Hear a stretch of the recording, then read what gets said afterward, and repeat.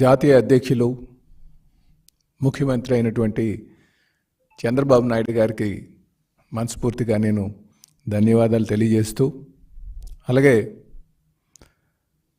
మా యువ నాయకులు తెలుగుదేశం పార్టీ జాతీయ ప్రధాన కార్యదర్శి అలాగే హెచ్ఆర్డీ మినిస్టర్ అయినటువంటి లోకేష్ బాబు గారికి కూడా కృతజ్ఞతలు తెలియజేసుకుంటూ, అలాగే ఈరోజు ఈ పదవి నాకు వచ్చింది అంటే నాకు నిజంగా అంటే కీర్తిశేషులు నందమూరి తారక రామారావు గారు పెట్టినటువంటి పార్టీకి నాకు రాష్ట్ర అధ్యక్షులుగా రావడం అంటే నాకు నా పూర్వజన్మ సుకృతంగా నేను భావిస్తున్నా అని చెప్పి ఈ సందర్భంగా తెలియజేస్తున్నా. అలాగే ఆ రోజు మా యువ నాయకులు లోకేష్ బాబు గారు వచ్చి వారు ఆ ప్రమాణ స్వీకారం రోజు వారి దగ్గర ఉన్నారు. వారికి మరీ ప్రత్యేకంగా నేను ధన్యవాదాలు తెలియజేసుకుంటున్నా. వారితో పాటు మంత్రులు, ఎమ్మెల్యేలు, ఎమ్మెల్సీలు వీళ్ళందరూ కూడా రావడం జరిగింది. వారికి కూడా నేను ప్రత్యేకంగా ధన్యవాదాలు తెలియజేసుకుంటున్నాను.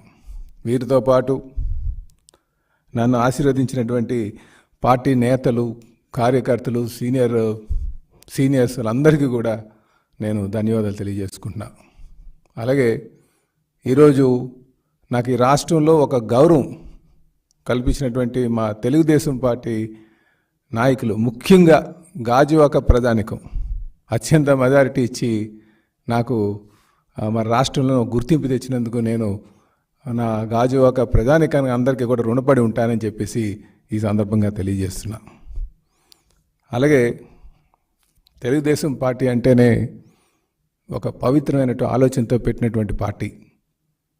ఈ పార్టీలో ఉండడం అంటే నిజంగా చాలా గొప్పగా భావిస్తామని కూడా ఈ సందర్భంగా తెలియజేస్తున్నా. అలాగే ఈరోజు మరి ముఖ్యమంత్రిగా చంద్రబాబు నాయుడు గారు వారు ప్రమాణ స్వీకారం చేసిన తర్వాత అంటే ఎలక్షన్లో ఇచ్చినటువంటి మాట ప్రకారంగా కూడా వారు ఏవైతే హామీలు ఇచ్చారో హామీలన్నీ నెరవేర్చేయాలన్న ఒక ఉద్దేశంతో ఈరోజు ఒక్కమారుగా 1000 రూపాయలు పెన్షన్ మీద పెంచడం జరిగింది. అంటే గత ప్రభుత్వం తీసుకుంటే మేము 1000 రూపాయలు పెంచడానికి వాళ్ళు సుమారు 5 సంవత్సరాలు తీసుకున్నారు, దపదపాలుగా పెంచుతూ. అంటే సుమారు 32,000 రూపాయలు ప్రతి పెన్షన్దారుడికి నష్టం వచ్చేటట్టు చేశారు. కానీ ఎప్పటికప్పుడు మేము అది పెంచాం ఇది పెంచామని చెప్పేసి కబుర్లు చెప్తూనే గడిపేటటువంటి పరిస్థితి చూసాం. ఈరోజు ఒక్కమారుగా మరి గౌరవ ముఖ్యమంత్రి వర్యులు శ్రీ నారా చంద్రబాబు నాయుడు గారు 1000 రూపాయలు పెన్షన్ పెంచడం జరిగింది. అంటే 3,000 నుంచి 4,000 చేయడం ఒక్కమారుగే. అది రేపటి నుంచి అంటే రేపు 1 నుంచి మరి పెన్షన్ డిస్ట్రిబ్యూషన్ చేయడం జరుగుతుందని కూడా ఈ సందర్భంగా తెలియజేస్తున్నాను. దీనికి చంద్రబాబు నాయుడు గారు రేపు 6 గంటలకే ఎన్టీఆర్ భరోసా అని నామకరణం చేసి మరి 6 గంటలకే అక్కడ పెనుమాక విలేజ్లో తుళ్ళూరు మండలంలో వారు పెన్షన్ ఇవ్వడం జరుగుతుందని కూడా ఈ సందర్భంగా మీ ద్వారా ప్రధానికానికి తెలియజేస్తున్నాం సోదరులారా. అలాగే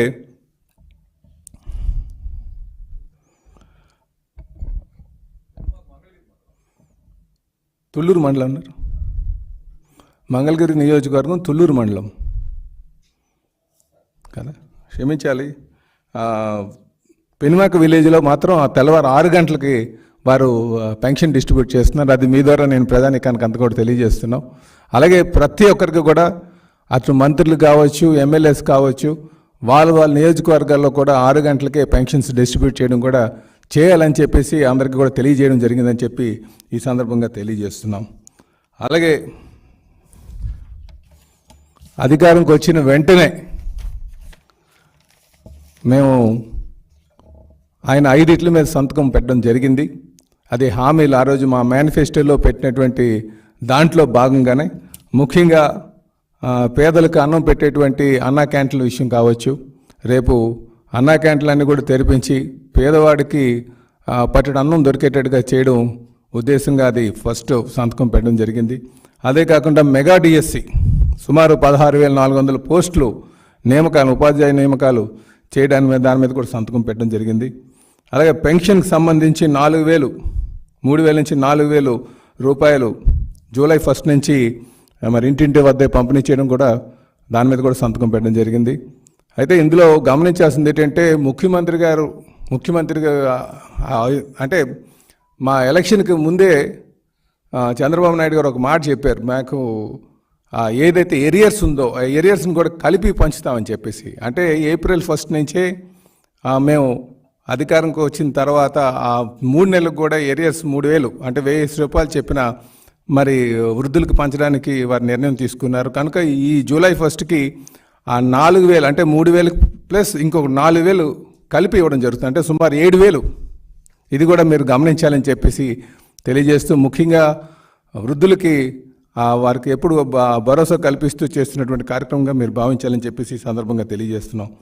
ఇదే కాకుండా పేదల ఆస్తులు కబ్జా కాకుండా ఉండడం కోసం ఈ ల్యాండ్ టైటిలింగ్ యాక్ట్, ముఖ్యంగా చాలా ఈ ల్యాండ్ ఎక్కువ మందికి ఆ ల్యాండ్ టైటిలింగ్ అనేసరికి చాలా భయాందోళనలు ఉన్నారు. దాన్ని రద్దుపరుస్తూ కూడా వారు మరి 4వ సంతకం పెట్టడం జరిగింది. తర్వాత 5వ సంతకం ఈ స్కిల్ డెవలప్మెంట్ సెన్సస్ అని చెప్పేసి దాని మీద 5వ సంతకం కూడా పెట్టడం జరిగిందని చెప్పి సందర్భంగా తెలియజేస్తున్నాం.